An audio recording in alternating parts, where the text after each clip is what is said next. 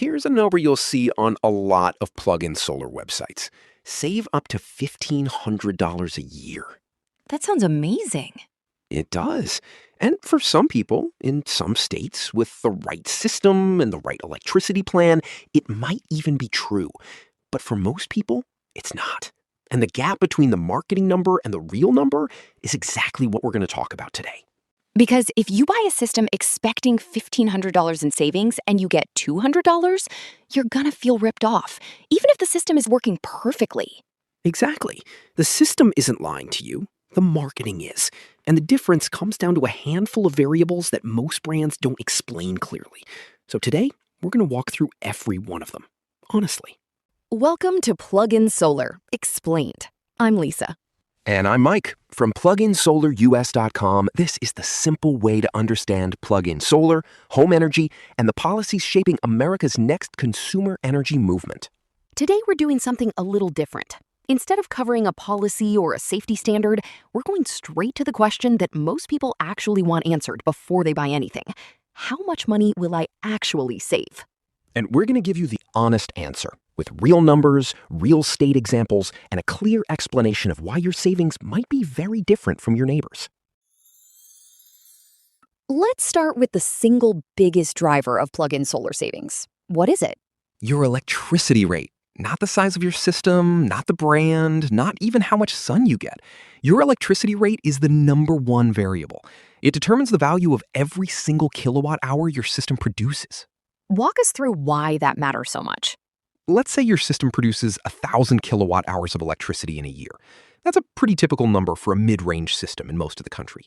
If you're in Texas, where the average rate is around 16 cents per kilowatt hour, that 1,000 kilowatt hours is worth about $160. If you're in California, where the average rate is around 34 cents, that same 1,000 kilowatt hours is worth $340. Same system, same sun, more than double the savings, just because of where you live. So the first thing anyone should do before buying a plug-in solar system is look at their electricity bill and find their rate. Exactly. It's on your bill. It's usually listed as cents per kilowatt hour, and that number will tell you more about your potential savings than any spec sheet will. What are the current national averages? The national average is around 18 cents per kilowatt hour as of 2026, but there's enormous variation. California is around 33 cents. Massachusetts is around 30 cents. Connecticut is around 30 cents. Those are the high-rate states where plug-in solar makes the most financial sense. At the other end, states like Louisiana, Oklahoma, and parts of the South are in the 13 to 14 cent range, where the math is much harder to make work. Okay, so rate is the value of each kilowatt hour. But how many kilowatt hours does a typical system actually produce? That depends on two things: the size of your system and how much sun your location gets. Let's take a 1,200 watt system, which is the maximum allowed under most state laws right now, as our baseline. Why 1,200 watts? Because that's the cap in Utah, New Hampshire, Maine, Virginia, Maryland, and Colorado. It's become the de facto standard for plug-in solar in the US, so it's the most common system size people are actually buying. And how much does a 1,200 watt system produce in a year? On average, across the US, a 1,200 watt system will produce somewhere between 1,500 and 2,000 kilowatt hours per year. The variation comes from your location. In Arizona or Southern California, you might get 2,000 or more. In the Pacific Northwest or New England, you might get closer to 1,400 or 1,500. So let's do the math with the national average. 1,700 kilowatt hours, splitting the difference, at 18 cents per kilowatt hour is about $306 per year. That's your baseline savings estimate for a 1,200 watt system at average US rates. Not $1,500, not even close. But in California, that same system at 34 cents? Is about $578 per year. Still not $1,500, but meaningfully better. And in Connecticut, at 30 cents, you're looking at around $510 per year. There's another factor that a lot of people miss, right? It's not just about how much the system produces, it's about whether you actually use what it produces. This is one of the most important and least discussed factors in plug-in solar savings. It's called self-consumption, and it's the percentage of your solar production that your household actually uses directly, rather than sending back to the grid. Why does it matter whether you use it or send it back? Because in most states right now, if your solar system produces more power than your house is using at that moment, the excess goes back to the grid. And in most cases, you either don't get paid for it or you get paid very little, sometimes nothing. Net metering policies vary enormously by state and utility, and many plug-in solar laws specifically exclude these small systems from net metering. So if the sun is shining and nobody's home, you might be giving away free electricity. Exactly. Your system is producing, but your house isn't consuming. The power flows back to the grid and you get no credit. That's why self-consumption rate matters so much. If you're home during the day, running appliances, working from home, keeping the house cool, your self-consumption rate might be 70 or 80%. If you're out of the house from 8 to 6 every day, it might be 30 or 40%.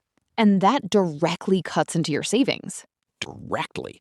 If your system produces $400 worth of electricity, but you only capture 40% of it, your actual savings are $160. The rest went back to the grid for free. So the ideal plug-in solar customer is someone who's home during the day. Or someone with a battery, which brings us to the next piece. Let's talk about batteries, because every time we discuss savings, batteries come up as the game changer. Why? Because a battery solves the self-consumption problem. Instead of your excess solar production going back to the grid for free, it goes into the battery.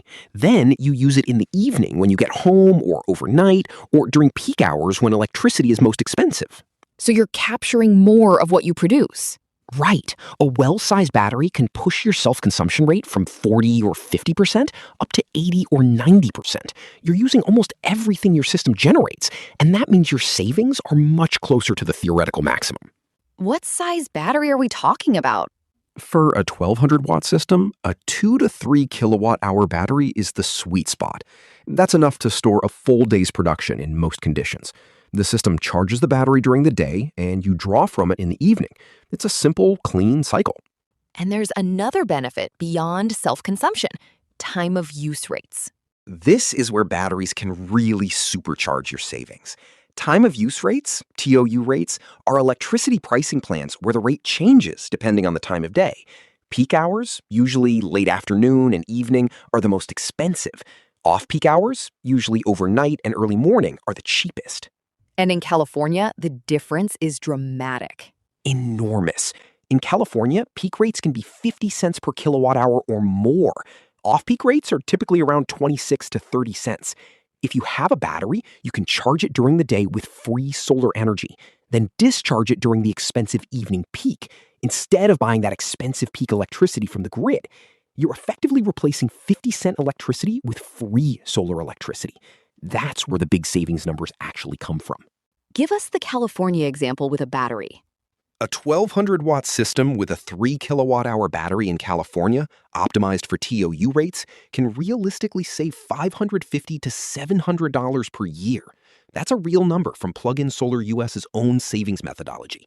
Not $1,500, but genuinely significant. And with a system that costs around $2,000 to $3,000 all in, you're looking at a payback period of 3 to 5 years.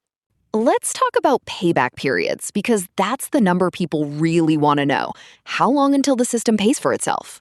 The national average payback period for a plug-in solar system is 5 to 7 years. That's for a mid-range system at average U.S. electricity rates, with a reasonable self-consumption rate and no battery. And at the high end? California, Massachusetts, Connecticut? With a battery and TOU optimization, 3 to 5 years. That's a genuinely competitive return on investment.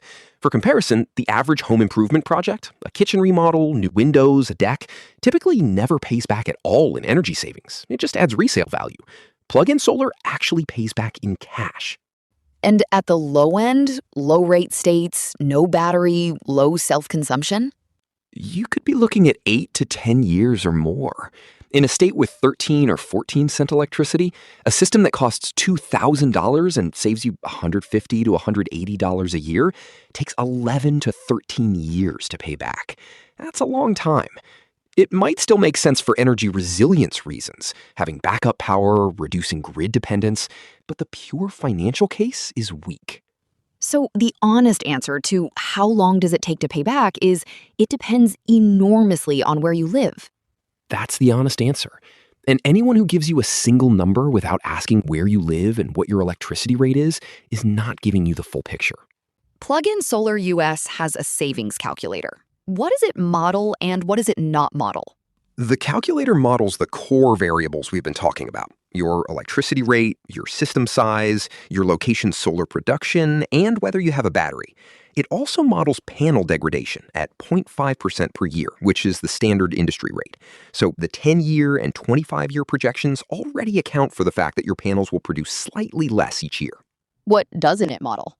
3 big things. First, electricity rate escalation. Historically, electricity rates have gone up about 2 to 3% per year. The calculator uses your current rate and holds it flat. If rates keep rising, which they probably will, your actual savings will be higher than the calculator shows. That's actually a conservative assumption that works in your favor. Exactly. Second, the calculator doesn't model local incentives beyond the federal level. The federal investment tax credit for solar expired at the end of 2025, so it's no longer available for new purchases. But many states and utilities have their own rebates and incentive programs. Those could meaningfully improve your payback period, and you should check what's available in your area. And the third thing? Self-consumption rate. The calculator assumes a reasonable average self-consumption rate, but your actual rate depends on your lifestyle: when you're home, what appliances you run, whether you have a battery. If you work from home and run your dishwasher and laundry during the day, your self-consumption rate will be higher than average, and your savings will be better. If you're out of the house all day with no battery, they'll be lower. Let's make this concrete. Walk us through the 3 system tiers and what realistic savings look like for each. Okay, scenario 1, the starter system. That's 400 to 600 watts of panels, maybe a 1 kilowatt hour battery. This is the entry point, the system you might buy to try plug-in solar without a big commitment. At national average rates, you're probably saving $80 to $150 per year. In a high-rate state with a battery, maybe $150 to $250. Payback is 6 to 9 years. That's modest, but real. It is. And for a lot of people, the starter system is really about learning the technology, getting comfortable with it, and testing whether it works for their home, not maximizing financial return. Think of it like a first electric vehicle. You're buying the experience as much as the economics. Scenario 2, the mid-range system. 800 to 1200 watts of panels, 2 to 3 kilowatt hour battery. This is the sweet spot for most homeowners. At national average rates, you're saving $200 to $350 per year. In California or Massachusetts, with TOU optimization, $450 to $650. Payback is 4 to 7 years, depending on your state. This is where the financial case gets genuinely compelling. And scenario 3, the high output system. 1,600 to 2,400 watts of panels, which means you're probably running 2 or more panels with a 3 to 5 kilowatt hour battery. At this level, in a high-rate state, you can realistically offset 30 to 50% of your household electricity consumption. Annual savings of $700 to $1,200 are achievable. Payback of 3 to 5 years. This is where the significant bill reduction marketing claims actually have a foundation in reality. But that requires being in a high-rate state, having the right system, and optimizing for TOU. All 3. That's the honest answer. The $1,500 savings number isn't impossible, but it requires the best-case version of every variable. Most people will be somewhere in the middle. Let's bring it home. What are the 4 things every homeowner needs to know before they try to calculate their savings? Number 1, your electricity rate is the most important number. Find it on your bill. If you're above 20 cents per kilowatt hour, the financial case for plug-in solar is solid. If you're below 14 cents, the math is harder. Number 2, Self-consumption matters as much as production. If you're not home during the day, you need a battery to capture your solar generation. Without one, you may be giving a significant portion of your production back to the grid for free. Number 3, Batteries unlock the real savings, especially in states with time-of-use rates. If your utility offers TOU pricing, a battery turns your plug-in solar system from a simple offset tool into an active savings machine. and number 4, Use a conservative calculator, not a brand's marketing page. PluginSolarUS's savings calculator uses real solar production data, real state rates, and conservative assumptions. It will give you a number you can actually plan around, not a number designed to get you to click buy. Next time, we're covering the safety standards in depth: breaker masking, anti-islanding, and UL 3700, so you understand exactly what the rules are and why they exist before you install anything. Mike, the savings calculator, state tracker, and all the articles we referenced today are at PluginSolarUS.com. Run your own numbers before you buy. Thanks for listening to Plug-in Solar Explained. The simple way to understand plug-in solar, home energy, and the policies shaping America's next consumer energy movement.